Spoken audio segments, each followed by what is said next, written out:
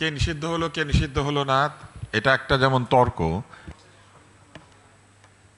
কে নিষিদ্ধ হলো কে নিষিদ্ধ হলো না, এটা যেমন একটা তর্ক, কিন্তু স্বতন্ত্র হয়ে কি কেউ নির্বাচন করতে পারবে কিনা এই বিষয়টির উপর একটি প্রশ্ন এই অন্তর্বর্তী সরকার স্থাপন করেছে যখন ব্যারিস্টার সুমনকে ধরে নিয়ে গেছে। কারণ ব্যারিস্টার সুমন ছিলেন স্বতন্ত্র প্রার্থী।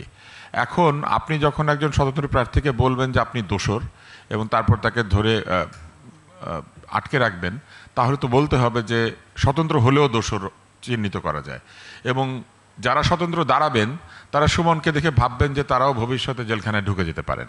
ফলে অন্তর্বর্তী সরকারের যে ধরনের নিরপেক্ষতা দেখানো প্রয়োজন ছিল, উনি অগাস্টের মধ্যে যুবলীগের হয়ে মাঠে ওনার শক্তি প্রদর্শন করেছেন। না, সার্জিস আলমও এই মে মাসে বঙ্গবন্ধুকে নিয়ে বক্তৃতা দিয়েছে বা তার আগে দিয়েছে। আমরা তো সেটা বিবেচনা করছি না। আমরা দেখব যে যৌক্তিকভাবে যে সুমন কি স্বতন্ত্র নির্বাচন করেছিলেন, সুমন স্বতন্ত্র নির্বাচন করেছিলেন এবং তিনি নৌকাকে পরাস্ত করেছিলেন। এখন নৌকার লোকই যদি স্বতন্ত্র এসে দাঁড়ায় তাহলে একই ঘটনাটাই ঘটবে, যে কারণে সুমন জেলখানায়। এমনকি জাহিদের কথাও যদি যুক্তিপূর্ণভাবে আমি ধরে নেই, সুমন যুবলীগ করেছে অতএব সুমন জেলখানায়, তাহলে কিছুদিন আগে যে আওয়ামী লীগ করতো সেও আবার স্বতন্ত্র দাঁড়ালে জেলখানাতেই যাবে। কিন্তু তাহলে ডাইনে অথবা বামে একই ঘটনা ঘটবে।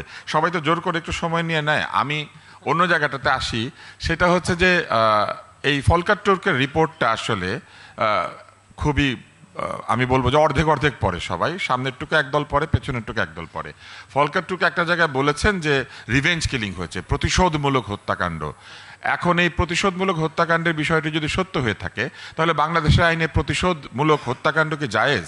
এইটা কি বিচারের মধ্যে পড়বে না? আমি কি চাইলে প্রতিশোধের জন্য আপনাকে হত্যা করতে পারি? এইটা যদি বাংলাদেশের আইনে না থাকে তাহলে ফলকার টুর্কের ওই রিপোর্ট অনুযায়ী প্রতিশোধমূলক হত্যাকাণ্ডেরও বিচার করা প্রয়োজন। এবং সেই প্রতিশোধমূলক হত্যাকাণ্ড জায়েজ কিনা এইটাও তো আমাদেরকে আইনের মাধ্যমে করতে হবে।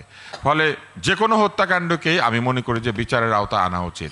কোনো একটি দেশে যখন হত্যাকাণ্ডের বিচার হয় না তখনই সেখানে হত্যা সংস্কৃতি তৈরি হয়।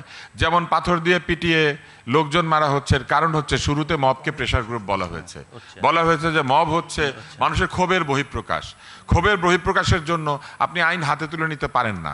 এবং এই অন্তর্বর্তী সরকার ঠিক বাংলা ছবির শেষ দৃশ্যে যেমন একদল লোক এসে বলতো আইন হাতে তুলে নেবেন না প্লিজ, ততক্ষণে নায়কের হাতে ভিলেন নিহত হয়েছে, ঠিক একইভাবে অন্তর্বর্তী সরকার এসে বলেন যে এখন আপনারা মব করবেন না প্লিজ, কিন্তু তারা মবকে বলেছেন প্রেশার গ্রুপ, মবকে বলেছেন এটা ক্ষোভের বহিঃপ্রকাশ, মবকে বলেছেন সেলিব্রেশন।